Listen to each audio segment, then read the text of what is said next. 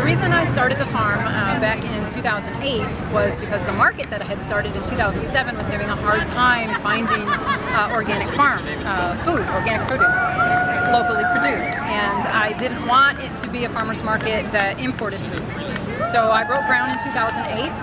The Southeast Dallas community that my farm is located in is mid to low income. Certainly there isn't any produce in the supermarkets that we have available. There's 2 of them. So in my opinion, we live in a food desert. There's a grocery store, so technically it's not a food desert. Although at I-20 south, all the way up and down I-20, it is a food desert. There are no supermarkets.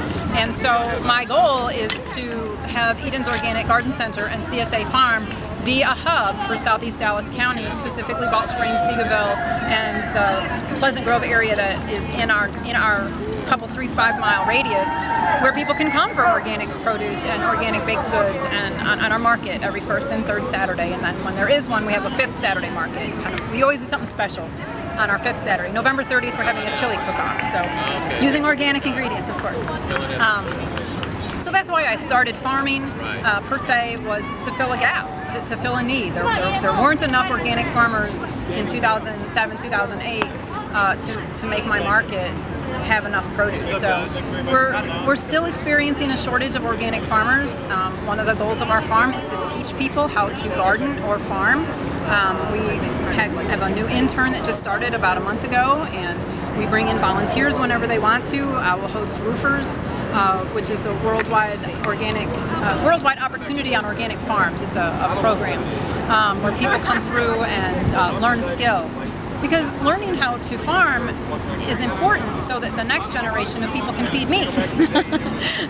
So that I don't have to go and search for organic food as well. So teaching our kids to appreciate the food so that they might want to learn how to grow the food, so that they might want to learn how to run a restaurant that supports a small farm, so that they might open up a garden in their backyard for the neighbors to come in and farm in or to play in the dirt if they live in an apartment complex like I do. There's a huge apartment complex, 2 doors away, and we opened up 8,000 square feet for them to come farm in. They didn't all take the opportunity, but we're getting ready to accept the Lone Star card, and so I hope a lot of them will start coming to the farmers market. So that's why I started the farm, was out of a need to fill a niche in the Southeast Dallas market. Today's march and protest, gathering, whatever you want to call it, I think is important because it raises awareness. And awareness leads to people seeking for information, and information is power. If people don't know how bad things can be for them to consume, they'll keep consuming them. And some people will consume them no matter what. But there are a lot of people who will stop consuming them if it makes them feel bad and they can relate to why they feel bad. If they have an allergic reaction or some kind of stomach problems or whatever, and if they can tie it back to something that's been genetically modified or sprayed with a lot of pesticides or sprayed with a lot of herbicides, then they're much more likely to stop supporting that program and turning to clean food.